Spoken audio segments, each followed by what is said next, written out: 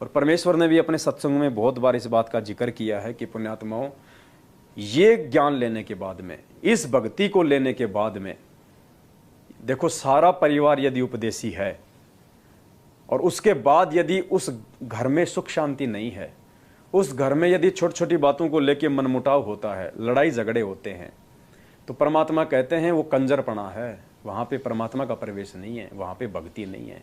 धिक्कार है फिर उन लोगों का ये भक्ति करने का, वो ड्रामा कर रहे हैं। तो परमेश्वर के मुख कमल से दो छोटे छोटे हम सत्संग सुनेंगे, क्योंकि सात संगतियों का आधार गुरुदेव के सत्संग है। हम मनमुखी रूप से कोई बात नहीं बोलते।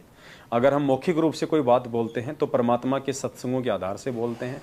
मालिक के द्वारा पूर्व में बताई गई बातों को ही हम आगे रखते हैं, और जहाँ संभव होता है हम परमेश्वर के सत्संगों को आगे रखते हैं, ताकि भाई बहनों को विश्वास हो कि वास्तव में सात संगतियों में जो बताया जाता है वो ज्ञान आधार से होता है। तो ये हम सबके लिए है, परमात्मा का ये आदेश है, ये निर्देश है कि नाम दीक्षा लेने के बाद में यदि हम अपने सामाजिक जीवन में, अपने व्यावहारिक जीवन में, अपने पारिवारिक जीवन में यदि हम बदलाव लेके नहीं आए तो पुण्यात्माओं भक्ति का कोई फायदा नहीं है।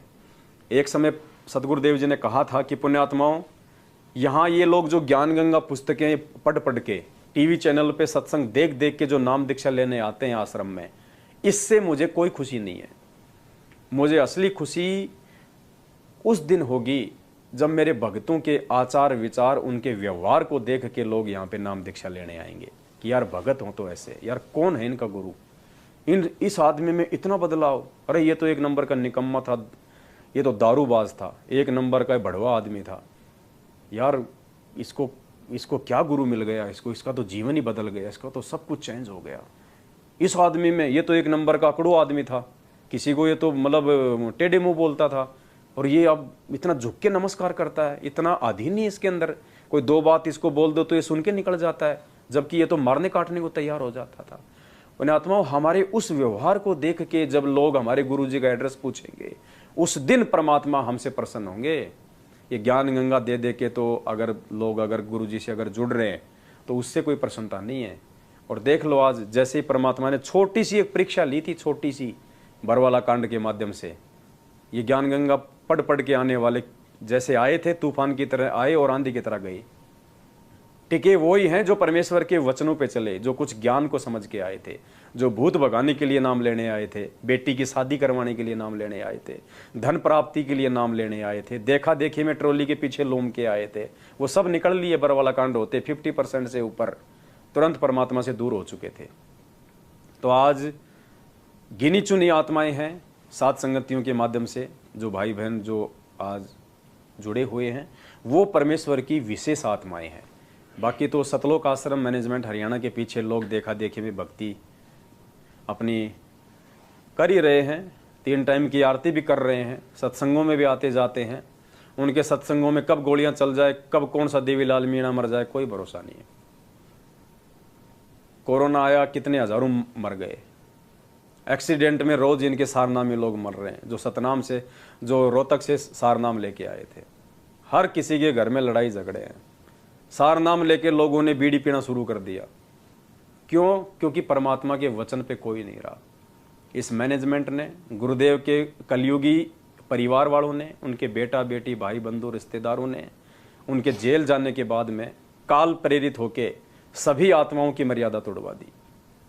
6 महीने में बीजेपी को वोट, 6 महीने में कांग्रेस को वोट, जाट आरक्षण में भक्तों को बैठा दिया। बताओ, हम भक्तों को आरक्षण चाहिए भक्ति में, हम भक्तों को आरक्षण चाहिए सतलोक में, और हमें यहाँ पे 5% के चक्कर में हमारी भक्ति मर्यादा तोड़वा दी। बताओ, दुनिया लड़ रही है, उनको ज्ञान नहीं है। संतों का और भक्तों का तो वैसे ही 36 का आंकड़ा है। परमात्मा ने कितने प्यार से हमें एक सत्संग में समझाया, जगत और भगत के अंदर कितना दूरी होती है, भक्तों को सांसारिक लोगों से कितना बच के चलना चाहिए। कितना विस्तार से परमात्मा ने हमारे को बताया कि बच्चों, तुम्हारी अगर भक्ति बचेगी तो इस प्रकार से बचेगी। मालिक ने तो एक भगत को यहाँ तक आदेश दे रखा है कि आपको बेवजह जगत वालों के पास में उठना बैठना भी नहीं है। अपना चाहे अकेले में रहो, कहीं माड़ा कर लो, खेत में चले जाओ, परमात्मा के शब्द गा लो, किसी अपने किसी प्रेमी के पास चले जाओ, किसी भगत भाई के पास में, नहीं तो गुरु जी का सत्संग सुनो, आरती सुनो, मंत्र करो। परमात्मा ने कहा कि अनुपदेशी की संगति तुम्हें ले डूबेगी। कितनी सख्त हिदायत दी परमात्मा ने कि दुनिया सेती दोस्ती और पड़े भजन में भंग, एका एकी राम से के साधु के संग। मालिक कहते हैं दुनिया सेती दोस्ती, दुनिया में वो आ जाते हैं जो हमारे उपदेशी भाई बहन नहीं है, या जो गुरुदेव के बिल्कुल भी सत्संग नहीं सुनते हैं, वो आते हैं संसार में, वो दुनिया में आ जाते हैं। तो मालिक कहते हैं कि ऐसे लोगों के साथ में यदि तुम उठ बैठ रखोगे, तुम मित्रता रखोगे, तो मालिक कहते हैं दुनिया सेती दोस्ती पड़े भजन में भंग, तेरी भक्ति में बाधा उत्पन्न होगी। फिर उसका क्या तरीका बताया परमात्मा ने, एकाएकी राम से, या तो तू अकेला अपने परमात्मा के सत्संग भजन सुमरण शब्द अपनी आरती में मस्त रह, या के साधु के संग, या अपने किसी भगत भाई बहन के साथ में बैठ, मालिक की साथ संगति कर, कोई ज्ञान चर्चा कर, कोई आपस में कोई भजन की बात कर, तो तू बच के रह सकता है, वरना काल तुझे नहीं छोड़ेगा। तो कितने प्यारे तरीके से परमात्मा ने 1.5 मिनट के सत्संग में हमारे को जो है निर्देशित किया है। भजन कबीरा दुनिया से ती दोस्ती, ओए भजन में भंगे, एका एकी राम से कैसा साधु के संगे। बिना सत्संगी के पास बैठने में भी आपको पाप लगेगा, आपका भजन भंग हो सकता है। तो इसलिए बताया, या तो अपने सत्संगी द्वारा जा बैठे, या फिर अपना नाम पर लगा रहे। अगर आप किसी दूसरे के पास बैठोगे हुक्का पाड़ पे, तो जानते ने कहा लो पीड़ो ने मेरे यार, तो इन्हों कहेगा ना मन तो छोड़ दिया, क्यों क्या हो गया भाई, नाम ले लिया, ओ तुरे सोचू खा कर बिल्ली नो आज करन चाली, यानी 36 ताने मारेगा। और फिर नो कहेगा भाई काल न तो रोटी भी छुटवाओगे तेरी, यू नाराय सत्संग देखा। तो आपके मन में विक्षेप हो सकता है, 1 दिन में 2 दिन में 3 दिन में तो जरूर अपना रंग वो चढ़ा कर मानेगा। तो इस करके उड़ा बैठे नहीं उस दौरे, अपना सत्साहिब कर उठ कर चलता बना। कोई प्रेमी दौरा बैठे, प्रेमी नहीं है तो अपनी कैसेट ला ली, कैसेट भी नहीं है तो अपना नाम सुमन लाग जा, खेत में चला जा, घूमे जा, भजन करे जा, अपना डोला पर हांडे जा, वैसे बैठ कर कर ले जा, डेके में धूप में कोठड़े का गए अपनी चारपाई ना के। तो कहते हैं कबीरा रसरी पाव में के सोए सुख चैन, यो श्वास नंगारा कूच का तेरा बाज रहा दिन रहने। तो परमात्मा ने हमें कितने प्यारे ढंग से थोड़े ही शब्दों में समझाया है।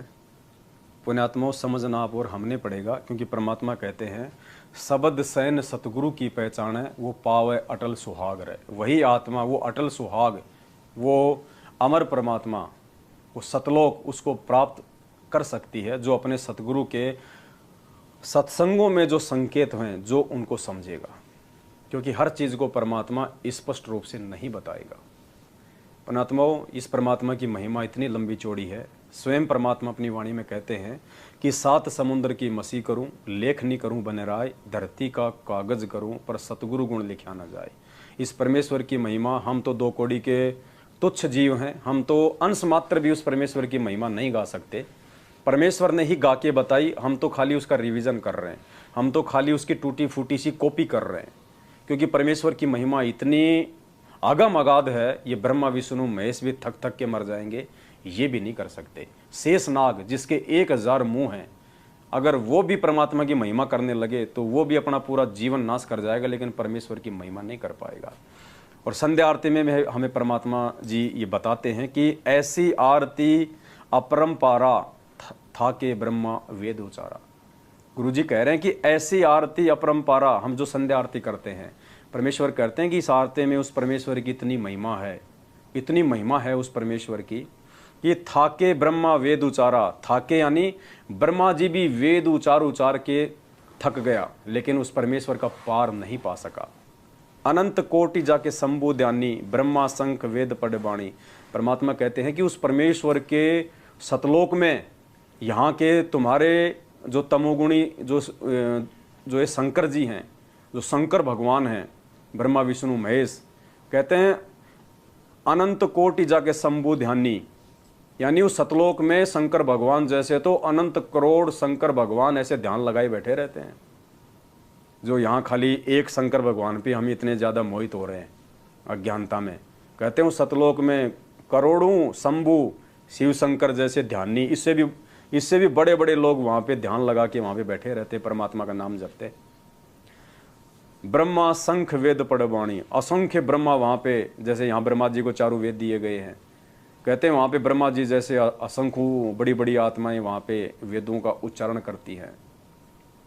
इंद्र अनंत मेघ रसमाला, इंद्र भगवान जैसे अनंत, गुरुजी ने सत्संग में बताया कि जो इंद्र देव है, जो जल का देवता है, इसके पास में 98 करोड़ मेघमाला है, 98 करोड़। और परमात्मा ने बताया कि एक मेघमाला यदि वो पूरी खोल दे तो पूरी पृथ्वी डूब जाए, और 98 करोड़ मेघमालाएं उसके पास में। तो परमात्मा कहते हैं ऐसे ऐसे इंद्र वहाँ पे परमात्मा के पानी भरते हैं उस सतलोक में।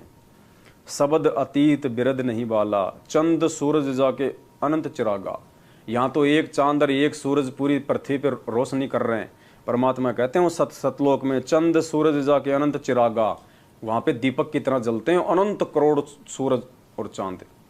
शब्द अतीत अजब रंग बैना, अनंत कोटि जाके बाजे बाजे, वहाँ पे नाद बजती हैं, प्यारी प्यारी वहाँ पे धुन बजती हैं, अनंत करोड़। पूर्ण ब्रह्म अमरपुर साजे, 30 कोटि रामा अवतारी, सीता संग रहती नारी। 30 कोटि, 30 करोड़ तो रामचंद्र जी जैसे भी बड़ी बड़ी वहाँ पे शक्तियाँ हैं, 30 करोड़ से भी ज़्यादा रामचंद्र जी जैसे भी बड़े बड़े महापुरुष उस सतलोक में परमात्मा का ध्यान करते हैं। सीता संग रहती नारी, और सीता जैसी औरतें। 3 पदम जाके भगवाना, सप्त नील कनवा संग जाना। 30 कोटि सीता संग चेरी, सप्त नील राधा दे फेरी। यहाँ पे जो हम राधे राधे करते हैं, राधा जी कहते हैं सप्त नील, जैसे गोवर्धन की फेरी लगाते हैं ना, वैसे परमात्मा कहते हैं सप्त नील राधा वहाँ पे फेरी लगाती है वहाँ परमात्मा के उस सतलोक में। इकाई दहाई सैकड़ा हजार 10,000 लाख 10 लाख करोड़ 10 करोड़ अरब 10 अरब, शंख 10 अरब, पदम 10 पदम, शंख 10 पदम, नील 10 नील, इतनी। और यहाँ पे एक राधा, उसके लिए राधे राधे हो रही है। यहाँ पे ये महिमा बताई जा रही है वहाँ की संध्या आरती में। जहाँ के अर्ध रूम पर सकल पसारा, ऐसा पूर्ण ब्रह्म हमारा।